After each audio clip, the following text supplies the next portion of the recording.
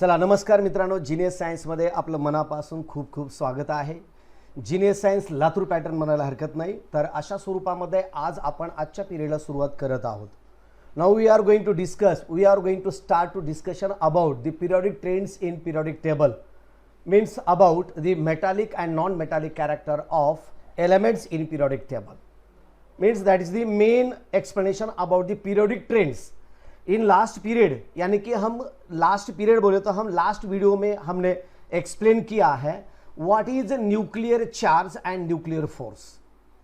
यानी कि आज मैं थोड़ा एक लास्ट पीरियड जो था मैंने न्यूक्लियर फोर्स के बारे में मैं आपको थोड़ा सा कुछ एक्सप्लेन करने की कोशिश की थी, लेकिन आज मैं एक nuclear force and nuclear charge actually कैसा होता है और किस तरह से वो काम करता है इसके बारे में पूरे पैराग्राफ यानी कि पूरा जो डिटेल हमारा पार्ट है वो पूरा पार्ट में एक ही बार आपको पढ़ाने वाला हूं. तो चलो, आपको कुछ डाउट है तो आप निश्चिंत मुझे कमेंट करके बताइए, उसका मैं आंसर देने की कोशिश करूंगा. और अभी तक आपने वीडियो को शेयर नहीं किया तो अपने दोस्तों को शेयर भी कीजिए. और मेरा हक भी बनता है कि आप वीडियो को लाइक करें, क्योंकि अगर आपको समझता है, आपको ये वीडियो बहुत अच्छा लगता है तो शेयर करना, कमेंट करना और लाइक करना ना भूले दोस्तों, क्योंकि आपका एक लाइक मेरे लिए बहुत ही एनर्जी देता है. और चैनल को सब्सक्राइब नहीं किया है तो जल्दी से सब्सक्राइब कीजिए, क्योंकि ये आपके लिए बहुत ही इंपॉर्टेंट है. सब्सक्राइब करो और बेल दबाओ, जैसे कि मैं जब कभी फ्यूचर में ऑनलाइन आऊंगा, अगर कोई वीडियो में अपलोड करूंगा तो उसका नोटिफिकेशन आपको मिल जाएगा और आप पूरा वीडियो देख पाओगे. चलो, हम टाइम वेस्ट ना करते, अभी हम शुरू करते हैं व्हाट इज न्यूक्लियर. देखो, what is nuclear charge and nuclear force. मैं आपको सुनाई दे रहा हूं क्या? आप सुन रहे हो क्या मुझे? क्या नेटवर्क का प्रॉब्लम है, मेरे ही समझ में नहीं आ रहा. मैं सुनाई दे आपको आप सुन रहे हो क्या मुझे?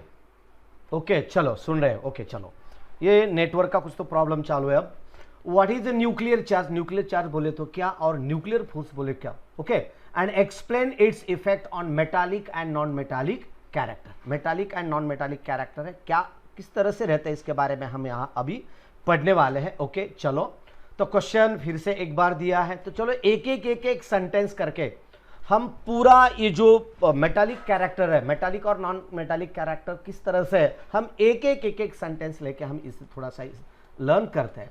The periodic trends in metallic character of elements is clearly understood from their position in the modern periodic table. यानी कि जो मॉडर्न पीरियोडिक टेबल दिया गया है, जो पीरियोडिक टेबल है हमारा, उसमें जो कुछ भी एलिमेंट्स इस तरह से आपको बताए गए हैं, यानी कि उनकी जो कुछ भी पोजीशन है, पोजीशंस की हेल्प लेके हम एक्चुअली एग्जैक्टली हम बता सकते हैं कि मेटालिक कैरेक्टर किस तरह से है पीरियोडिक टेबल में. Okay, clearly understood from their position in the modern periodic table. Okay, आगे का पॉइंट क्या है देखो. और let us first consider the metallic character of elements belonging to the same group. Same group में अगर metallic character हम बता रहे हैं, metallic character of elements belonging to the same group. अगर इस तरह से, ये देखो मेरे सर के ऊपर आपको ये पीरियोडिक टेबल दिख रहा होगा. ये जो मैं आपको मार्किंग करके दिखा रहा हूं, ये है पीरियड. ये पीरियड दिखा रहा हूं, ये है फर्स्ट पीरियड, इसके बाद है सेकंड पीरियड, इसके बाद है थर्ड पीरियड वगैरह. इस तरह से मैंने यहां आपको 18 पीरियड्स आपको बताया गया है. ओके, तो down a new shell gets added, उसमें एक सेल ऐड होती है. मैं आपको न्यूक्लियर फोर्स और न्यूक्लियर चार्ज के बारे में मैं बताने वाला हूं, ये देखो. लेकिन जिस तरह से अपने किताब में कंटेंट है, वो कंटेंट का इस्तेमाल करके ये डेफिनेशन में आपको बताने वाला हूं. वाइल डाउन बोला, okay, added the resulting in an increase in the distance between the nucleus and valence electrons. Nucleus and valence electrons का आपको distance between the nucleus increase, और एक बार resulting in an increase in the distance between nucleus and valence electron. Nucleus and valence electron के बीच का जो distance होता है, जैसे जैसे सेल ऐड होती है वैसे वैसे उसके ऊपर जो कुछ भी डिस्टेंस रहता है उन दोनों के बीच का, वो डिस्टेंस इंक्रीज होते जाता है. और जैसे जैसे डिस्टेंस इंक्रीज होता है वैसे वैसे जो कुछ भी फोर्स रहता है न्यूक्लियर फोर्स, वो न्यूक्लियर फोर्स डिक्रीज होती जाता है. मैंने आपको शुरू में यहां क्वेश्चन दिया है कि what is mean by nuclear charge. इसके पहले जो वीडियो था वहां भी मैंने बहुत विस्तार से बताया है, लेकिन यहां भी मैं आपको बताने वाला हूं। न्यूक्लियर चार्ज बोले तो क्या देखो, और ये कैसे कैसे डिक्रीज होता है और ये फोर्स कैसे क्रिएट करता है, इसके बारे में मैं आपको यहां बताने वाला हूं। तो देखो इस तरह से एक एटम है, इस तरह से एक एटम है, और इस एटम में इस तरह से एक न्यूक्लियस है, सेंटर वाला एक न्यूक्लियस है। और न्यूक्लियस से जैसे जैसे इलेक्ट्रॉन ऐड हो जाते हैं वैसे वैसे वहां पॉजिटिव चार्जेस भी बढ़ जाते हैं। लेकिन इस तरह से समझो एक फर्स्ट ऑर्बिट है, तो फर्स्ट सेल है, तो फर्स्ट सेल में 2 इलेक्ट्रॉन्स आते हैं। यहां आपको यानी कि समझो एटॉमिक नंबर किसी का, सोडियम का मैं एग्जांपल अक्सर देता हूं तो समझने में थोड़ा सा इजी जाता है बच्चों को। तो 11 दिया है, तो अंदर 11 प्रोटॉन्स रहते हैं, इस तरह से 11 प्रोटॉन्स रहते हैं। और इस तरह से बाहर रिवोल्यूशन करने वाले भी 11 ही इलेक्ट्रॉन्स भी 11 होते हैं, इस तरह से। ओके, 11 प्रोटॉन्स होते हैं और इक्वल्स टू 11 इलेक्ट्रॉन्स होते हैं, और दोनों की संख्या सेम होती है। ओके, और इस तरह से जब जैसे जैसे सेल ऐड होती जाती है वैसे वैसे डिस्टेंस बढ़ता है, और न्यूक्लियस में जितने प्रोटॉन्स होते हैं उतना न्यूक्लियस के ऊपर चार्ज होता है। और सेल बढ़ने की वजह से ये जो न्यू वाला जो इलेक्ट्रॉन रहता है वो न्यू इलेक्ट्रॉन न्यूक्लियस से थोड़ा दूर जाता है, थोड़ा सा दूर जाता है, यानी कि दूर के सेल में वो ऐड होता है। यानी कि न्यूक्लियस के ऊपर जितने भी कुछ चार्जेस हम देखते हैं, यानी कि न्यूक्लियस के ऊपर जितने पॉजिटिव चार्जेस क्रिएट होते हैं उसे हम न्यूक्लियर चार्ज कहते हैं। और जैसे जैसे ये सेल बढ़ते जाती है वैसे वैसे न्यूक्लियस और इलेक्ट्रॉन के बीच का जो कुछ भी फोर्स रहता है that force is called as electrostatic force of attraction. और इलेक्ट्रोस्टैटिक फोर्स ऑफ अट्रैक्शन भी डिक्रीज होते जाता है। ओके, तो आगे क्या है देखो, चलो। This results in lowering the effective nuclear charge. This results in the effective nuclear charge, thereby lowering attractive force on the valence electron. यानी कि सेल बढ़ती है, देखो थोड़ा सा मेरे साथ धीरे धीरे थोड़ा सा समझ लीजिए। जैसे सेल बढ़ती है वैसे वैसे लोअरिंग अट्रैक्टिव फोर्स होता है। यानी कि ये न्यूक्लियस जो रहता है वो न्यूक्लियस, यहां अगर इलेक्ट्रॉन रहता है, यहां एक इलेक्ट्रॉन है और यहां एक इलेक्ट्रॉन, इसे हम ए, बी और ये सी कहेंगे। तो ये देखो ए के पास इस तरह से देखो ए के ये ए बी सी, तो ये electron is near, a electron is near to the nucleus, just B is just away from the nucleus and C is और just away from the nucleus. यानी कि न्यूक्लियस का फोर्स ए पर ज्यादा होता है, उसके बाद बी पर थोड़ा सा कम होता है और उसके बाद सी पर थोड़ा सा कम होता है। यानी कि वो डिक्रीज होते जाता है, क्योंकि ये इलेक्ट्रॉन हम कंसिडर करते हैं फर्स्ट सेल में है, और ये दूसरा जो इलेक्ट्रॉन है ये हम इमेजिन करते हैं सेकंड सेल में, और ये तीसरा जो इलेक्ट्रॉन है जो तीसरा सेल में ही है। यानी कि फर्स्ट सेल में न्यूक्लियस का चार्ज ज्यादा होता है, फोर्स भी ज्यादा होता है, फोर्स ज्यादा होता है, यानी कि न्यूक्लियस पर चार्ज उतना ही रहता है, लेकिन जो नियरेस्ट है उसके ऊपर फोर्स थोड़ा सा ज्यादा होता है। और जैसे जैसे हम दूर जाते हैं, जैसे जैसे हम move away from that nucleus, वैसे वैसे उसका फोर्स डिक्रीज होते हैं, यानी कि होते रहता है। इसलिए मैंने ये बताया आपको न्यूक्लियर फोर्स है। और इसके ऊपर एक मेटालिक कैरेक्टर के ऊपर एक किस तरह से इफेक्ट करता है, यानी कि जब हम टॉप टू बॉटम जाते हैं तो यानी कि इलेक्ट्रॉन लूज करने की कैपेसिटी उसकी बढ़ती है, क्योंकि इलेक्ट्रॉन विड्रॉ करने के लिए यहां यानी कि फर्स्ट सेल में से इलेक्ट्रॉन निकालने के लिए यहां एनर्जी ज्यादा लगती है, और सेकंड सेल में का इलेक्ट्रॉन विड्रॉ करने के लिए बाहर निकालने की और थोड़ी सी एनर्जी कम लगती है, और थर्ड सेल में भी और भी कम होती है। यानी कि जैसे जैसे जैसे सेल बढ़ती है वैसे वैसे इलेक्ट्रॉन बाहर निकालने के लिए जो एनर्जी लगती है वो एनर्जी कम लगती है, क्योंकि वो सेल का इलेक्ट्रॉन न्यूक्लियस से थोड़ा सा वीक फोर्स से बंधा हुआ रहता है। इसलिए जैसे हम टॉप टू बॉटम जाएंगे उसी तरह से मेटालिक कैरेक्टर में भी इफेक्ट पड़ता है। तो कैसे पड़ता है हम आगे देखते हैं, चलो।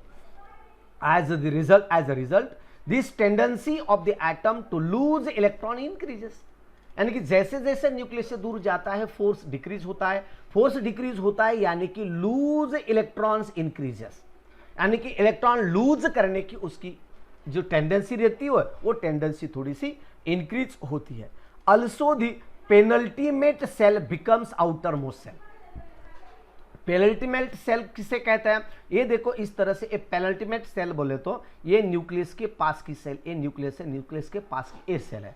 उसके बाद ये देखो ये सेकंड सेल है, उसके बाद ये देखो ये थर्ड सेल है, और उसके बाद देखो ये फोर्थ सेल है। तो अभी क्या होता है, समझो ये वैलेंस सेल है, समझो दिस सेल में भी वैलेंस सेल।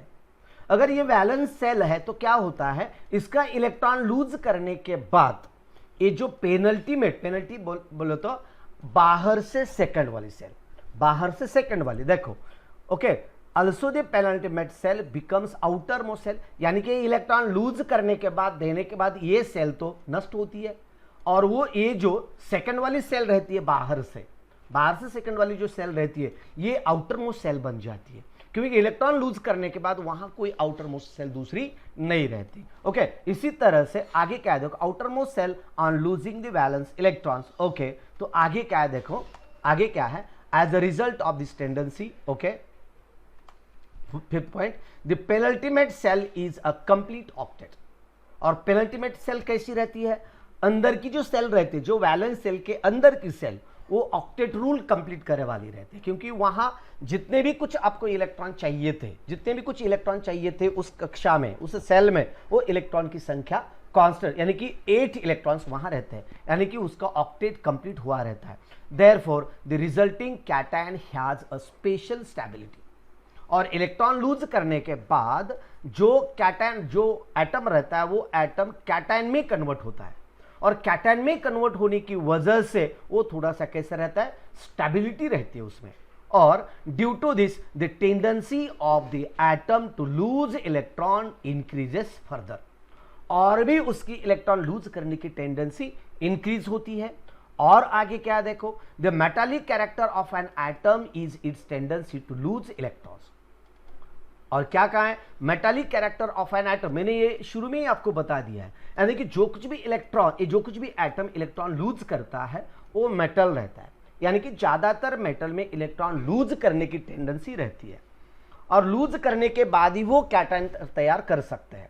मैंने शुरू में इसके पहले जो थर्ड, यानी कि थर्ड वाला वीडियो होगा, इसके पहले, यानी कि ये फर्स्ट, इसके बाद जो कल का है सो सेकेंड, और इसके पहले का होगा थर्ड, वहां मैंने इलेक्ट्रॉन का डिस्ट्रीब्यूशन बहुत अच्छी तरह से आपको समझाया है। Therefore, the following trend is observed। कौन सा ट्रेंड आपको देखने को मिलता है, the metallic character of element increases while going down the group। यानी कि जिस तरह से आप ग्रुप में, जिस तरह से आप एक, ये जो ग्रुप आपको मैं यहां दिखा रहा हूं, इस तरह से आप जैसे ही पीरियोडिक टेबल में डाउन जाओगे, डाउन की तरफ जाओगे, तो डाउन की तरफ जाने के बाद इसका लूज करने की टेंडेंसी बढ़ती है, यानी कि metallic character of element increases from top to bottom. जब आप टॉप टू बॉटम जाओगे तो मेटालिक कैरेक्टर इंक्रीज होता है, क्योंकि सेल बढ़ती जाती है, न्यूक्लियस का फोर्स कम होता है, यानी कि न्यूक्लियस का जो कुछ भी इंपैक्ट रहेगा जो सेल के ऊपर, आउटर मोस्ट सेल के ऊपर, वो डिक्रीज होता है। जैसे जैसे जैसे दूर जाता है वैसे वैसे उसका फोर्स डिक्रीज होता है, और फोर्स डिक्रीज होने की वजह से, फोर्स डिक्रीज होने की वजह से इलेक्ट्रॉन लूज करने की टेंडेंसी बढ़ जाती है, यानी कि हम जैसे भी टॉप टू बॉटम जाएंगे वैसे वैसे मेटालिक कैरेक्टर इंक्रीज होता है। ओके, अभी तक ये पॉइंट आपको समझ में आए हैं क्या? बताओ, जल्दी बताओ, आपको समझ में आए हैं क्या सब बच्चों को? सब बच्चों को समझ में आया है ना? ओके, तो सब बच्चों को समझ में आया हुआ तो प्लीज इसे लाइक कीजिए। बहुत बार आपको ऐसा लगता होगा कि सर बार बार क्यों बोलते हैं लाइक कीजिए, क्योंकि आप लाइक नहीं करते हो, बहुत सारे बच्चे लाइक नहीं करते, इसलिए मुझे लाइक करो बोलना पड़ता है। क्योंकि अगर आप लाइक करते हैं तो मुझे एक कॉन्फिडेंस आता है कि मैं जो सिखा रहा हूं, जो पढ़ा रहा हूं, ये आपके समझ में आ रहा है। अगर आपके समझ में आ रहा है तो इसे जल्दी ही इसे लाइक कीजिए। ओके, नेटवर्क का कुछ तो प्रॉब्लम है। While going from left to right within the period, left to right within the period, ये देखो यहां कुछ एरोज वगैरह दिखाए गए हैं, ये देखो इस तरह से डिक्रीजिंग एटॉमिक रेडियस, ये जो एरो है ना, ये जो एरो है, एरो के ऊपर ये जो टर्म है, ये एरो क्या क्या दिखाता है? एरो दिखाता है देखो decreasing atomic radius, atomic radius decrease होती जाती है। क्यों डिक्रीज होती है? क्योंकि उसका इलेक्ट्रॉन बढ़ते जाता है और न्यूक्लियस और इलेक्ट्रॉन के बीच का फोर्स बढ़ता है, यानी कि न्यूक्लियर चार्ज, इलेक्ट्रॉन चार्ज बढ़ता है और दोनों के बीच फोर्स ऑफ अट्रैक्शन बढ़ता है। ओके, और उसी सेल में है, उसी सेल में है, यानी कि ये देखो बहुत, इसमें जितना मैं आपको समझाऊं उतना कम है, क्योंकि ये एक सेंटेंस अगर मैं एक वर्ड देखता हूं तो उसके ऊपर भी मुझे 15-10 मिनट या आधा घंटा लग सकता है। इसलिए जितना हो सके मैं उसका कम करने की कोशिश कर रहा हूं। ये देखो, ये यहां जो मैंने आपको यहां दिखाया गया है क्या है, एटॉमिक रेडियस, यानी कि ये न्यूक्लियस है, न्यूक्लियस के ऊपर ये सेल है और उसके ऊपर ये सेल है। देखो अगर इसी सेल में यानी 11 प्रोटॉन्स है, समझो इस तरह से 11 प्रोटॉन्स है, यहां सोडियम है, तो इस तरह से थर्ड सेल में एक रहेगा, यहां 8 रहेंगे। ओके, और उसी सेल में, एक ही सेल में अगर एक एक एक एक एक एक इलेक्ट्रॉन बढ़ते जाता है तो न्यूक्लियस और उसी सेल के बीच का फोर्स ऑफ अट्रैक्शन बढ़ता है। और वैसे जैसे जैसे एक एक एक एक सेल ऐड हो जाती है तो सेल में का इलेक्ट्रॉन और दोनों के बीच का फोर्स ऑफ अट्रैक्शन डिक्रीज होता है। दोनों में आपको बहुत ही थोड़ा सा कंफ्यूज होते होंगे, आप कंफ्यूज होते होंगे। मैं एक बार बोल रहा हूं कि फोर्स ऑफ अट्रैक्शन डिक्रीज होता है, एक बार बोलता हूं कि फोर्स ऑफ अट्रैक्शन इंक्रीज होता है, लेकिन जब आप टॉप टू बॉटम जाओगे तो फोर्स ऑफ अट्रैक्शन डिक्रीज होता है न्यूक्लियस और इलेक्ट्रॉन के बीच का। और जब आप लेफ्ट टू राइट जाते हो तो फोर्स ऑफ अट्रैक्शन इंक्रीज होता है जैसे जैसे इलेक्ट्रॉन उसी सेल में ऐड होता है, एक ही सेल में ऐड होते हैं। और अगर टॉप टू बॉटम जाते हो तो डिफरेंट सेल में ऐड होता है। ये दोनों के बीच का डिफरेंस है।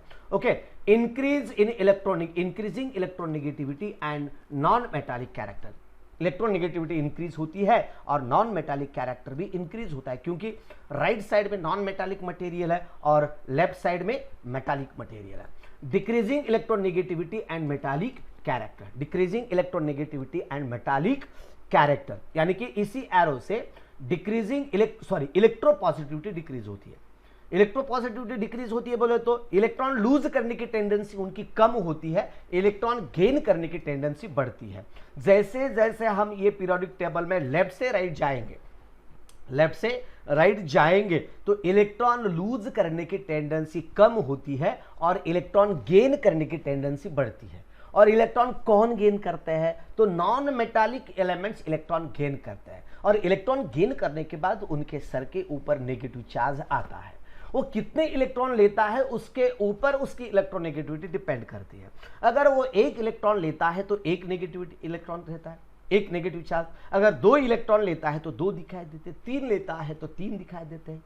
इस तरह से हम उसे रिप्रेजेंट करते हैं। ओके, ये देखो आगे का पॉइंट। और एक पॉइंट यहां मैं आपको बताना चाहता हूं। ये देखो, ये एक एरो इस तरह से आपको दिखाया गया है।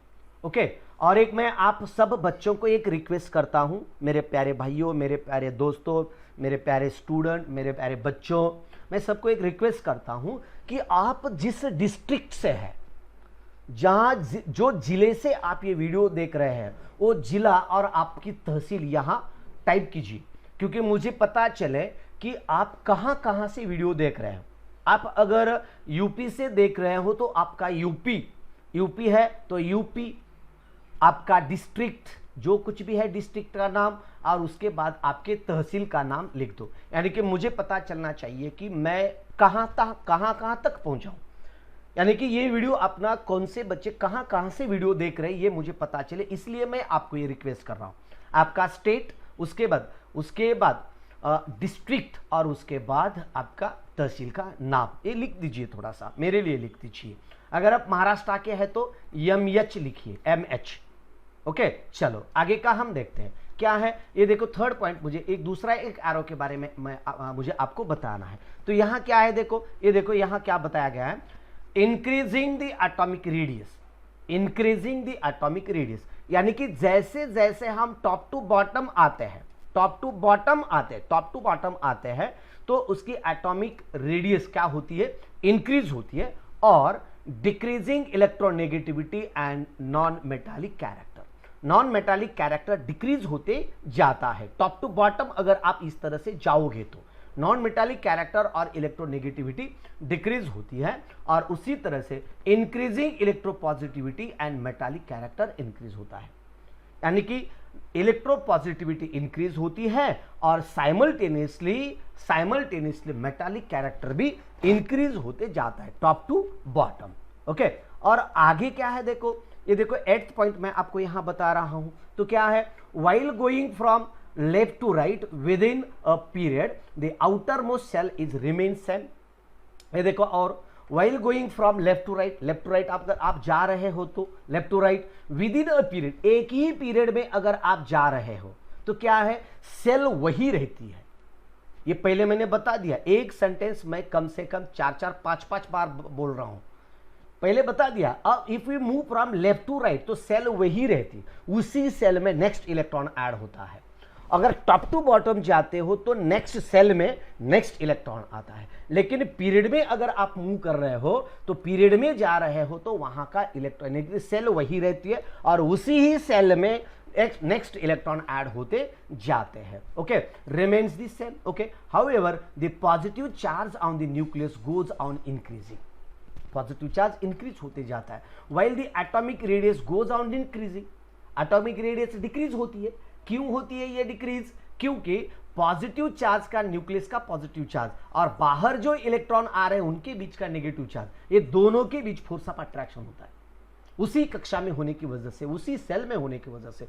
और ये जो दूर दूर दूर दूर दूर जो इलेक्ट्रॉन भागता है, उसे भागने वाले इलेक्ट्रॉन को वो कलेक्ट करता है, अपने नजदीक बुलाता है कुछ फोर्स अप्लाई करके।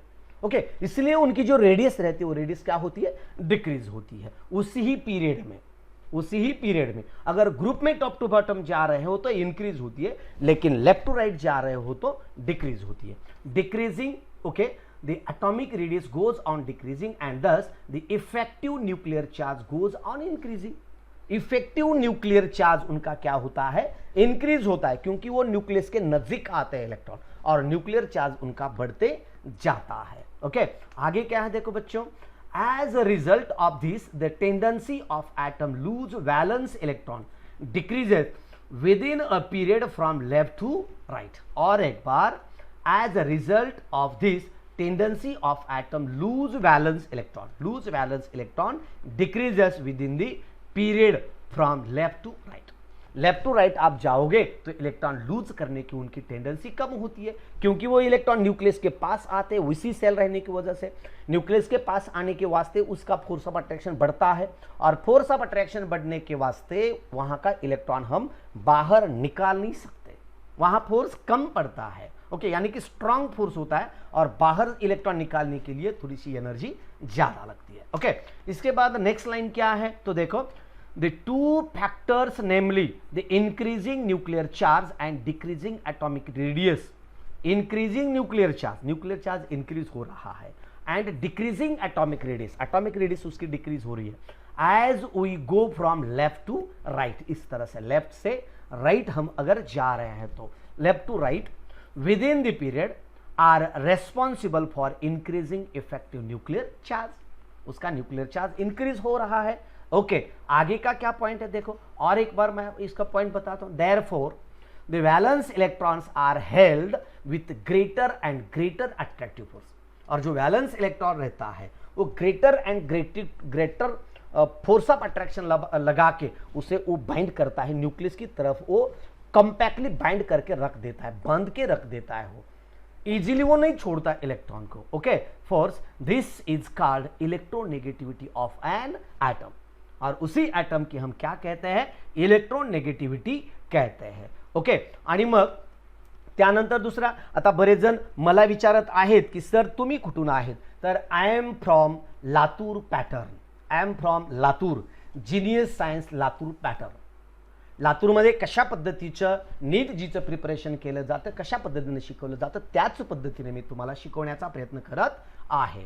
ओके, मल्टिपल चॉईस क्वेश्चन एमसीक्यूची मी प्रिपरेशन घेत असतो। 11वीचे क्लासेस चालूच आहेत आपले, 11वीचे 20 तारखेपासून आणि 12वीचे तर सध्याला रेटिंगला चालू आहेत। 12वीचे चालू आहेत फिजिक्स केमिस्ट्री, ओके, आणि 11वीचे फिजिक्स केमिस्ट्री आणि मॅथ आणि 12वीचं सुद्धा मॅथ, अशा तिन्ही सब्जेक्ट आपण घेणार आहेत। बायोचं पॉसिबल झालं तर बायोचं सुद्धा तुम्हाला मिळून जाईल। ओके, उसके बाद ये 11th 12th के लिए और 10th के लिए खाली साइंस चलेगा। जो कुछ डिफिकल्टीज बीट है, जो कुछ डिफिकल्टीज चैप्टर है, उसके बारे में जो कुछ भी कंसेप्ट रहेगा वो कंसेप्ट मेरे प्यारे दोस्त डॉक्टर सिद्धेश्वर बेल्लाड़े सर, वो MSc PhD है, इसमें डॉक्टरेट है उनका मैथमेटिक्स में, बहुत साल उनका भी टीचिंग का बहुत सा एक्सपीरियंस है, तो वो भी आपको जो कुछ भी 10th के जो कुछ भी चैप्टर है, जो डिफिकल्ट कंसेप्ट है, वो कंसेप्ट आपके साथ शेयर करने की कोशिश करेंगे। मैं उनको इनवाइट कर रहा हूँ। Okay, due to increasing electronegativity from left to right within a period, left to right within a period, इसी पीरियड में अगर आप मूव करते हो, लेफ्ट टू राइट जाते हैं, तो क्या होता है, the ability of an atom become अनायन, become अनायन। Cation और अनायन में क्या फर्क पड़ता है, जो इलेक्ट्रॉन लूज करता है यानी कि इलेक्ट्रॉन दूसरे को देता है, तो उसके सर के ऊपर पॉजिटिव चार्ज क्रिएट होता है। आपको बार बार मैं एग्जांपल दे रहा हूं, समझो एक मैग्नीशियम है, ओके, मैग्नीशियम है, तो मैग्नीशियम का एटॉमिक नंबर 2 है, तो यहां इलेक्ट्रॉनिक डिस्ट्रीब्यूशन इसका 2,8,2 होता है, तो यहां आउटर मोस्ट सेल में 2 इलेक्ट्रॉन्स होते हैं और ए मैग्नीशियम 2 इलेक्ट्रॉन दूसरे को लूज करता है, दूसरे को दे डालता है। दूसरे के इलेक्ट्रॉन देने के बाद इसके ऊपर हम लिख देते हैं 2+, नहीं तो Mg++, इस तरह से हम यहां लिखते हैं Mg++, यानी कि मैग्नीशियम के ऊपर इस तरह से हम मैग्नीशियम को कैटायन के फॉर्म में लिख देते हैं। लेकिन जैसे हम लेफ्ट टू राइट जाओगे, वैसे वैसे इलेक्ट्रॉन लूज करने की टेंडेंसी उनकी डिक्रीज होती है, और टेंडेंसी डिक्रीज होने की वजह से वो जो एलिमेंट्स रहते हैं, वो एलिमेंट्स के सर के ऊपर हम नेगेटिव चार्ज इंडिकेट करते हैं। यानी कि जो क्लोरीन रहता है, वो क्लोरीन दूसरे की तरफ से एक इलेक्ट्रॉन लेता है, तो हम क्लोरीन के सर के ऊपर एक नेगेटिव चार्ज इंडिकेट करते हैं। यानी कि कैटायन की प्रॉपर्टी डिक्रीज होती है और अनायन की प्रॉपर्टी इंक्रीज होती है, इस तरह से है। ओके, तो आगे का और भी क्या पॉइंट है, देखो continue. Ability of an atom to become anion by accepting outside electrons goes on increasing. Okay, electron gain करने की उनकी प्रॉपर्टी इंक्रीज होती है। The tendency of an element to form anion, anion तैयार करने की टेंडेंसी बढ़ती है, उसे ही हम क्या कहते हैं। और the electronegativity is the non metallic character of the element. अनायन और इलेक्ट्रोनेगेटिविटी उनकी बढ़ती है, उसे हम क्या कहते हैं कि नॉन मेटालिक कैरेक्टर उनका बढ़ता है। इसी तरह से मैंने आपको ये non metallic character and metallic character के बारे में नेगेटिव यानी कि न्यूक्लियर चार्ज किसे कहते हैं, न्यूक्लियर फोर्स किसे कहते हैं, एटॉमिक रेडियस किसे कहते हैं, आयोनिक रेडियस किसे कहते हैं, इसके बारे में मैंने बहुत सारा ये 3 वीडियोस में मैंने आपको बताने की कोशिश की है। ये थोड़ा सा बड़ा पॉइंट था, इसलिए मैंने थोड़ा सा सोच समझ के इसके ऊपर थोड़ा सा दिमाग लगा के इस वीडियो का मटेरियल मैंने थोड़ा सा दिमाग लगा के बनाया है। ओके, मटेरियल तो मैंने किताब में का ही लिया है, लेकिन आपको पढ़ाने की कोशिश एक थोड़े से इजी वे से, इजी मेथड से पढ़ाने की कोशिश की है। आपको समझ में आया है तो लाइक कीजिए, शेयर भी कीजिए और चैनल की लिंक अपने दोस्तों तक पहुंचाइए। ओके, और अपने वेबसाइट पे geniusscienceedu.com वेबसाइट पे जाके आप वहां भी आप रजिस्टर कर सकते हैं। ओके, इसके बाद हम देख रहे हैं, देखो ऑलवेज रिमेंबर, इस तरह से आपको एक क्वेश्चन दिया गया है। ऑलवेज रिमेंबर म्हणजे कसं, नेहमी करता लक्षात ठेवा। काय लक्षात ठेवा, तर मित्रांनो पहा, नेहमी करता लक्षात ठेवा, काय ठेवा, दुसऱ्यांना मदत करा, चांगल्या गोष्टी दुसऱ्यांना सांगा।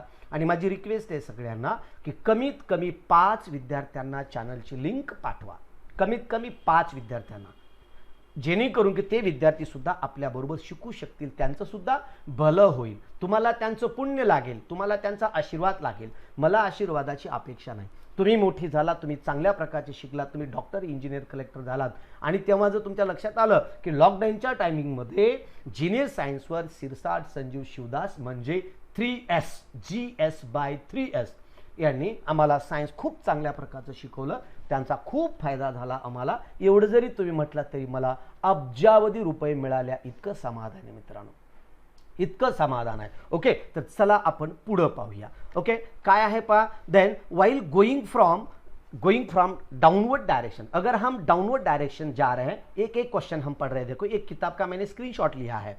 While going downwards in any group electropositivity of elements goes on increasing, जैसे कि हम इस तरह से टॉप टू बॉटम जा रहे हैं, तो क्या होता है बोले यहाँ increasing while their electronegativity goes on decreasing. Electropositivity क्या हो रही है, इलेक्ट्रोपॉजिटिविटी इंक्रीज हो रही है। इलेक्ट्रोपॉजिटिविटी इंक्रीज होती है तो साइमल्टेनियसली मेटालिक कैरेक्टर भी इंक्रीज होता है। Metallic character and electropositivity increase होती है, जिनके ऊपर इलेक्ट्रोपॉजिटिविटी रहती है वो ही खाली मेटल होते हैं। ओके, और व्हाइल साइमल्टेनियसली इलेक्ट्रोनेगेटिविटी डिक्रीज होती है। इसके ऐसे ही non metallic character also decreases. ये देखो मैंने आपको यहां दिखाया दिया है, ये जो किताब है ना, अपने किताब में जो ग्राफ है ना, जो पीरियोडिक टेबल है, जो स्केच है, स्केच में आपको ये बता दिया है। Okay, second point, while going from left to right, इस तरह से आप अगर ये पीरियोडिक टेबल में लेफ्ट टू राइट जा रहे हो तो क्या होता है, left to right in any period the electronegativity of elements goes on increasing while their electropositivity goes on decreasing। यही है, वही बताया मैंने, क्या लेफ्ट टू राइट जा रहे हैं आप तो क्या होता है, एनी पीरियड, कौन सी भी एक पीरियड में, इस तरह से 1 2 3 कौन सा भी पीरियड हो, कौन से पीरियड में अगर आप लेफ्ट टू राइट जा रहे हैं तो क्या होता है, any period electronegativity of element goes on increasing, electronegativity बढ़ रही है, और while their electropositivity goes on decreasing, electronegativity बढ़ रही है यानी कि नॉन मेटालिक कैरेक्टर बढ़ रहा है, और इलेक्ट्रोपॉजिटिविटी डिक्रीज हो रही है यानी कि मेटालिक कैरेक्टर डिक्रीज हो रहा है। इसके बाद लार्जर द इलेक्ट्रोपॉजिटिविटी और electronegativity of the element higher the reactivity. ये देखो, ये बहुत महत्वपूर्ण है। इस तरह से, इसी तरह से हम एक पॉइंट पढ़ते हैं और एक एक कक्षा में, एक एक क्लास में हम डिटेल में नॉलेज लेकर आगे चलते हैं। आप ऐसा ना करें यानी कि 8 का नॉलेज ले लिया वहां ही उसे बोल दिया, 9th में ले लिया वहां ही बोल दिया, 10th में ले लिया वहां ही बोल दिया। नहीं दोस्तों, अगर आपको डॉक्टर, इंजीनियर, बड़ा ऑफिसर बनना है, बड़ा बनना है, तो आपको हर एक क्लास का जो कुछ भी आपको पढ़ाया गया है वो आपको याद रखना होगा। और जो 10वीं में जो आप पढ़ रहे हैं उसका बेसिक बहुत सारा 8वीं में, 9वीं में है, और जो आप 11वीं 12वीं में जो पढ़ने वाले हैं उसका बेसिक अभी 10th में है, क्योंकि इसके ऊपर आगे का पार्ट आपको 11वीं में पढ़ने वाला है। ये चैप्टर खत्म होते ही मैं आपको 11वीं में इसके ऊपर क्या क्या पढ़ना है वो भी मैं आपको स्लाइड दिखाने वाला हूं। ओके, तो आगे क्या है देखो, तो इस तरह से लार्जर द इलेक्ट्रोपॉजिटिविटी और electronegativity of the element higher the reactivity, यानी कि जितनी भी इलेक्ट्रोपॉजिटिविटी और इलेक्ट्रोनेगेटिविटी जितनी ज्यादा होगी उतनी उसी एलिमेंट की रिएक्टिविटी ज्यादा होती है, यानी कि वो ज्यादा से ज्यादा रिएक्शन कर सकता है दूसरे एलिमेंट के साथ, वो कंबाइंड फॉर्म में यानी कि कंपाउंड फॉर्म में वो रह सकता है, यानी कि इंडिविजुअल आपको अर्थ के ऊपर नहीं देखने को मिलते। इस तरह से जितनी ज्यादा इलेक्ट्रोनेगेटिविटी पॉजिटिविटी रहेगी उतनी उसकी रिएक्टिविटी रहती है। ओके, आगे का हम देख रहे हैं, देखो आगे का क्या है, तो व्हाट इज द, ये देखो, यूज योर ब्रेन पावर, तो क्या है, what is the cause of non metallic character of the element. ये देखो, what is the cause of, use your brain, what is the cause of non-metallic character of the element। non-metallic character किस तरह से यहाँ change होता है तो मैंने आपको बता दिया है, न्यूक्लियर चार्ज बढ़ता है, उसी तरह से लेफ्ट टू राइट जाओगे तो इलेक्ट्रॉन की संख्या भी उसी शेल में बढ़ती है, इसलिए इलेक्ट्रोपॉजिटिविटी इलेक्ट्रोनेगेटिविटी बढ़ जाती है और फोर्स ऑफ अट्रैक्शन न्यूक्लियस और इलेक्ट्रॉन के बीच बढ़ता है, इसलिए एटॉमिक रेडियस डिक्रीज होती है। ये है। उसके बाद टॉप टू बॉटम जाओगे तो सेल बढ़ेगी, सेल बढ़ने के बाद न्यूक्लियस से थोड़ा सा दूर जाएगा और न्यूक्लियस से दूर जाने के बाद उसका फोर्स ऑफ अट्रैक्शन कम होगा, यानी कि इलेक्ट्रॉन लूज करने की टेंडेंसी उनकी बढ़ जाएगी, और इसी तरह से मेटालिक कैरेक्टर भी उनका चेंज होगा, टॉप टू बॉटम इंक्रीज होगा। Okay, what is the cause, कारण क्या है। ओके, उसके बाद next question, what is the expected trend in the variation of non metallic character of element from left to right in a period. What is expected trend, expected trend वही है, left to right जाओगे तो metallic character उसका decrease होता है और non metallic character increase होता है, यही एक expected. Okay, what would be the expected trend in the variation of non metallic character of the element from down a group, यानी कि अगर नीचे जाओगे तो उसमें क्या क्या फर्क पड़ता है, इस तरह से आपको इसके बारे में क्वेश्चंस पूछे गए हैं।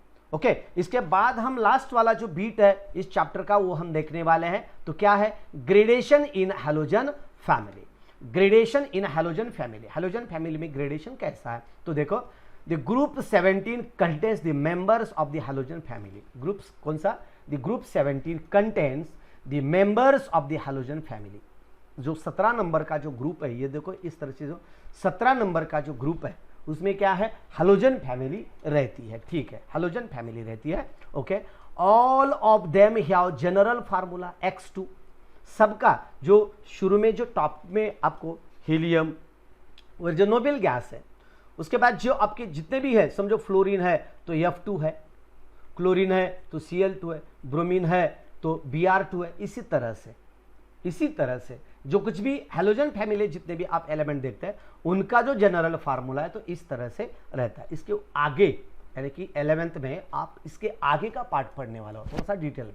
Okay, a gradation is observed in their physical state down the group, gradation उनके ग्रेड में बदल पड़ता है। Okay, thus the fluorine F2, chlorine Cl2 are gases.